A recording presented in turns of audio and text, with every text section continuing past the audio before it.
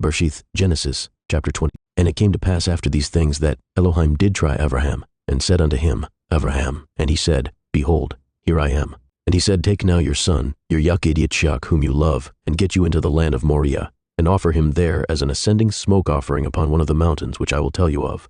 And Abraham rose up early in the morning, and saddled his ass, and took 2 of his young men with him, and Yitzchak his son, and clave the wood for the ascending smoke offering, and rose up, and went unto the place of which Elohim had told him. Then on the 3rd day Abraham lifted up his eyes, and saw the place afar off. And Abraham said unto his young men, Abide ye here with the ass, and I and the lad will go yonder and worship, and come again to you. And Abraham took the wood of the ascending smoke offering, and laid it upon Yitzchak his son, and he took the fire in his hand and a knife, and they went both of them together. And Yitzchak spoke unto Abraham his father, and said, My father. And he said, Here am I, my son. And he said, Behold the fire and the wood, but where is the lamb for an ascending smoke offering? And Abraham said, My son, Elohim will provide himself a lamb for an ascending smoke offering. So they went both of them together. And they came to the place which Elohim had told him of. And Abraham built an altar there, and laid the wood in order, and bound Yitzchak his son, and laid him on the altar upon the wood.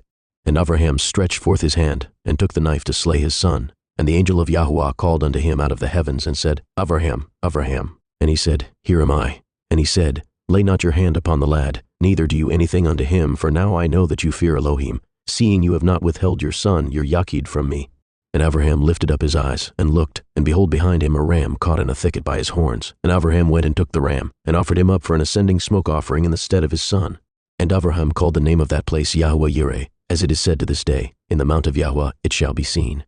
And the angel of Yahweh called unto Abraham out of the heavens the 2nd time, and said, By myself have I sworn, says Yahweh, for because you have done this thing, and have not withheld your son, your Yachid, that in blessing I will bless you, and in multiplying I will multiply your seed as the stars of the heavens, and as the sand which is upon the seashore, and your seed shall possess the gate of his enemies.